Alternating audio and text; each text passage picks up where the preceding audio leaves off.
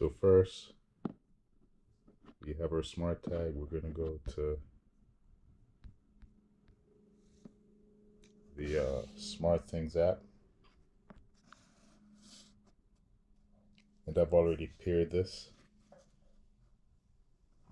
And it's the second one right here.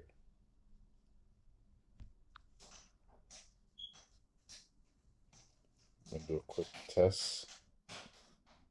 View map. And it's easy to sync it. You just go to the SmartTag app and it will take you through adding a new device. And as you can see, our tag is right there, right here next to us, according to the map. So now we're gonna go to location history. It's gonna tell us for all the days, all the places we've been. It's also gonna correspond to that in the map. So it's just going through the dates and giving you the tracking information.